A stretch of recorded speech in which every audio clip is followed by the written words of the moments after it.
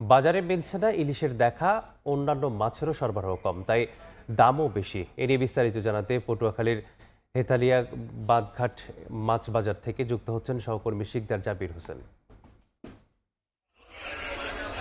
আমরা এখন যে বাজারটিতে রয়েছি এখানে দুই ধরনের মাছ বিক্রি হয়, অর্থাৎ পাইকারি এবং খুচরা উভয় মাছে বিক্রি হয়।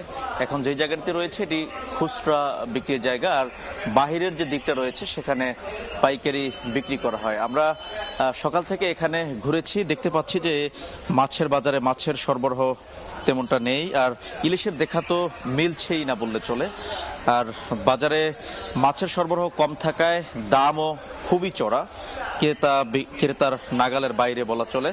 মূলত এখন সমুদ্রে চলছে 58 দিনের নিষেধাজ্ঞা। 58 দিনের নিষেধাজ্ঞার ফলে সমুদ্রে মাছ শিকার একেবারে বন্ধ রয়েছে, যার ফলে এখানে সামুদ্রিক মাছের কোনো সরবরাহ নেই।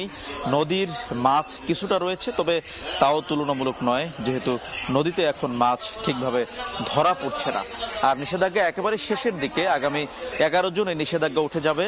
নিষেধাজ্ঞা উঠে যাওয়ার পর থেকে আবার এই মাছের যে সরবরাহ সেটি স্বাভাবিক হবে, এমনটাই প্রত্যাশা করছেন জেলে এবং মৎস্য ব্যবসায়ীরা। তারা বলছেন যে নিষেধাজ্ঞা উঠে যাওয়ার পর আবারও সেই আগের মতো বাজারে এবং সমুদ্র বন্দরে মাছের দেখা মিলবে এবং জেলেদের জালেও ঝাঁকে ঝাঁকে মাছ ধরা পড়বে, সেই প্রত্যাশা তারা করছেন। আমরা আসলে দেখতে পাচ্ছি এখানে শুধুমাত্র দেশি মাছগুলো, যেগুলো পুকুর এবং ঘেরে উৎপাদন হয়ে থাকে, সেই মাছগুলোই বেশি চোখে পড়ছে। এখানে তেলাপিয়া মাছের আমরা দাম দেখেছি 250 থেকে 300 টাকা, আর পাঙ্গাস মাছের দাম দেখেছি 200 থেকে 250 টাকা। মূলত এই মাছগুলোর দাম সবসময় একটু ক্রেতার নাগালের মধ্যে থাকে এবং অনেকটা কম থাকে, কিন্তু সেই মাছের দামও কিন্তু কেজি প্রতি 50 টাকার মতো বৃদ্ধি পেয়েছে, সেটি কিন্তু আমরা লক্ষ্য করেছি।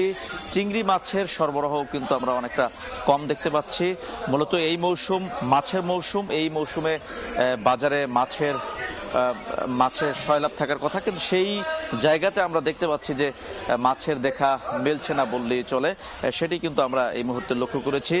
কিন্তু বাজারে মাছের সরবরাহ না থাকার ফলে যে পরিমাণ দাম বৃদ্ধি পেয়েছে, তাতে ক্রেতাদের মধ্যে একটা অস্বস্তি তৈরি হয়েছে, ক্ষোভ তৈরি হয়েছে। তবে যেটি আশার দিক সেটি হলো, আমরা যেটি কিছুক্ষণ পূর্বে বলেছি যে আগামী 11 জুন নিষেধাজ্ঞা উঠে যাবে সমুদ্রে। নিষেধাজ্ঞা উঠে যাওয়ার পর মাছের বাজারের যে অস্থিরতা, সেই অস্থিরতা কাটবে, এমনটাই কিন্তু তারা প্রত্যাশা করছেন এবং জেলেদের জালে আবার ঝাঁকে ঝাঁকে ইলিশ ধরা পড়বে, সেটাই কিন্তু তারা বলছেন। তো এতটুকু ছিল আমার কাছে পটুয়াখালী থেকে সব শেষ। মাছ বাজারের খবর জানছিলাম পটুয়াখালী থেকে।